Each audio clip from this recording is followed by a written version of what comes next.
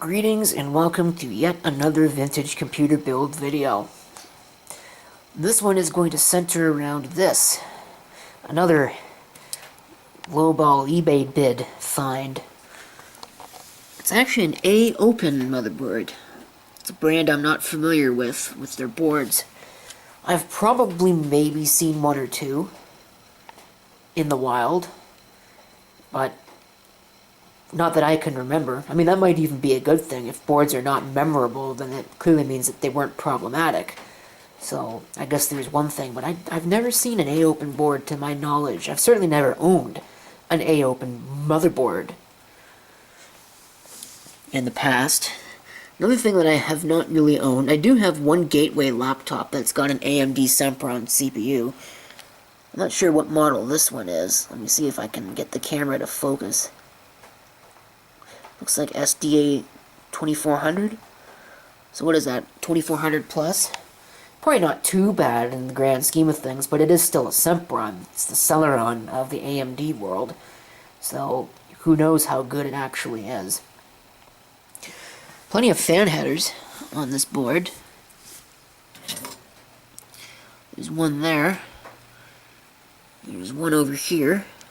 That's labeled System Fan 3, so there's very clearly 3 System Fan headers on this board. I don't see the other one. I see 1, and I see 2. That's for the CPU fan. I thought there was a power supply fan header somewhere on here as well, but maybe I'm mistaken. Either way, there's certainly enough fan headers for this board, and the other nice thing is that everything is integrated on the board, so you don't need add-on peripherals. It's got onboard video, not onboard video, sorry, that's the one thing it doesn't have. It's got Ethernet, it's got sound, it's got USB, plenty of USB in fact. So, should be no issue there. I'm going to install this heatsink, this weird purple thing, just because I think it kind of fits with the board aesthetic. It's probably an overkill heatsink. I'm not sure if I've got enough thermal paste left on this tube to cover that, but we'll give it a try. We'll see if we can actually get that installed. Okay, here it is. Got the fan and the heatsink all ready to go, I hope.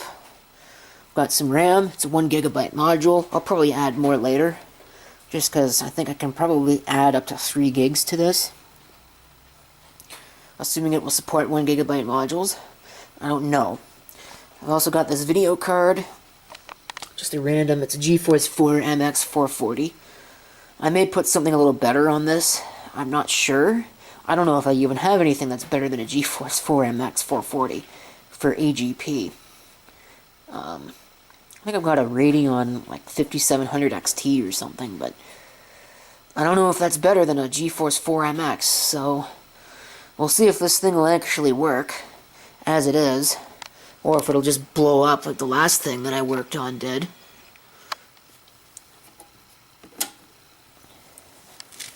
Oh, LED. So where's the power switch on this very poorly labeled little thing here? I have no idea.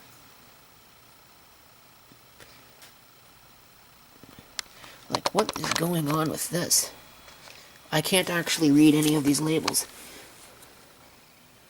So, all those gray ones are for a speaker. I can tell that. One of these has to be power.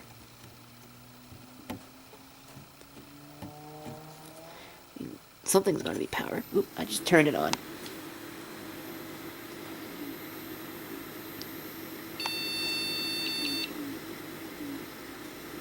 I think that's video.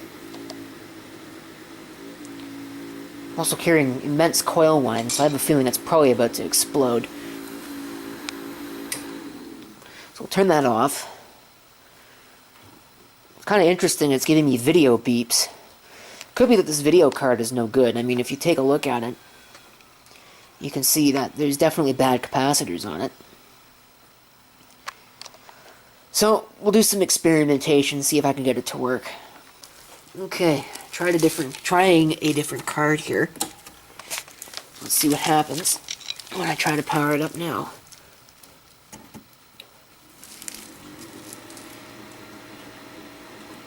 Reaction's any different? Oh, yep, there we go.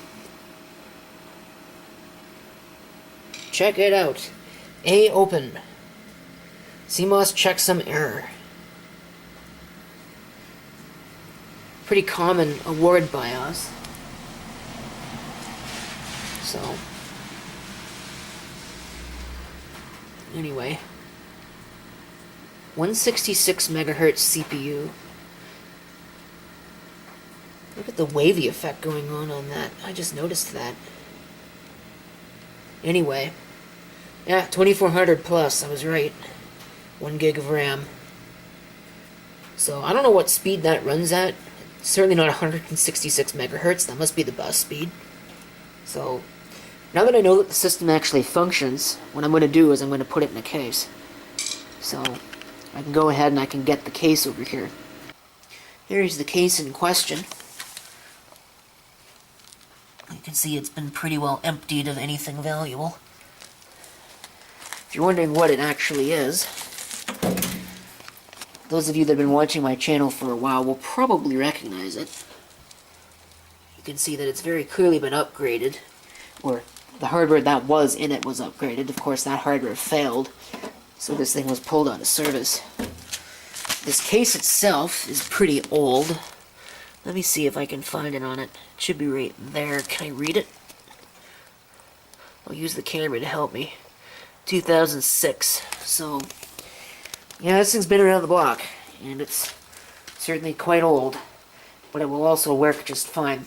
So I'm going to pull the two side panels off, and I'm going to pull out the removable motherboard tray, and we'll get that board installed.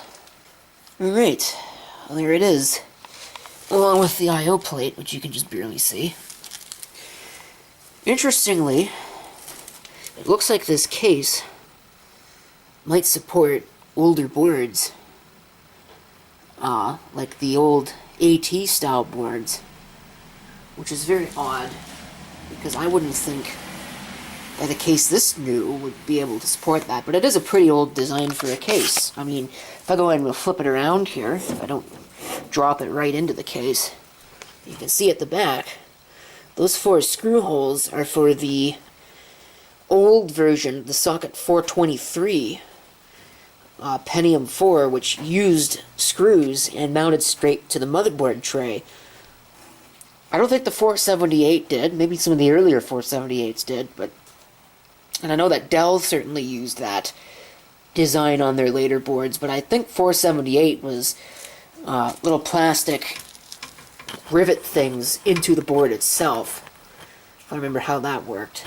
So they hadn't used that. That was 2001, so it's a pretty old case design. So anyway, let me go ahead and put this in, and we'll get it all hooked up, hopefully. Okay, well, we're quite a bit later because I forgot that I was recording a video. Yeah, here we go. Everything is now installed and hooked up, I think. Kind of an interesting layout for some of these things, but because the USB header is actually right there. Right beside, you can see that, just barely make out that ATA133 sticker right there. Yeah, that's where the USB header is. Normally it's on the bottom of the board, but you gotta remember that this is a pretty old board, so it predates a lot of the standardization of that kind of stuff. Although, I'm still kind of surprised that the front panel is as weird as it is, because I would have figured that would have been standardized by the time this was made. ATX had been out for a while at that point, but then again, it is a cheaper board, so who knows. I've gone ahead and installed a floppy drive, so it will have a proper floppy drive in it, and I'm just going to use the existing optical drive, assuming it works. If it doesn't work, I'll have to pull it out of there and get a different one, but I assume that it works just fine. And for the hard drive, I've got a 250 gig Seagate. Again, it's just what was handy. Probably way newer than what this machine would be, but I'm going to go ahead and use it anyway. I have to erase it, so I might as well put it into something and put it to use. I may end up changing it to like an 80 or maybe a 40, something a little smaller later on down the road. But for now, the 250 will work. Okay, now I've seen this thing work. So the question is not going to be does it work, but it's going to be does it still work? Or is it going to explode like that thing did? Okay, red LED.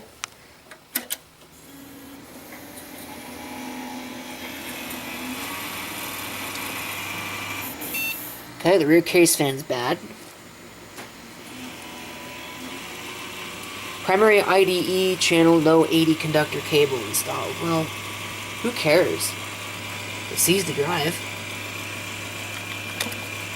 So that's pretty good. Oh, the power LED is working. I thought it wasn't. That is really annoying. Okay, I was going to install a case fan on this, but I think I'm going to just forgo that, and I'm going to take this out and throw it away, because that's horrible. Okay, so yeah, I'm going to have to replace the battery. Fortunately, on a system this modern, it's just a 2032. Let's see if this optical drive even ejects. Oh, it does. Wow, that's neat. Doesn't necessarily mean it works, but even that's a rarity for these LG drives. Usually they don't work at all. And the tray belt blows. So, it's a pretty standard BIOS. So what I'm going to do is I'm going to go ahead and set this up to my liking, and we'll see where we go from there. Okay, I haven't seen anything that's really of too much interest in here. Go ahead and we can look at the information. But this is kind of interesting. There's a credits option, and that's what it shows. I guess that's all the people in charge of this board. I'm a little on edge, actually, because I'm just waiting for this thing to explode. Just because the last one did the same thing. So, we'll go ahead and we'll save and exit.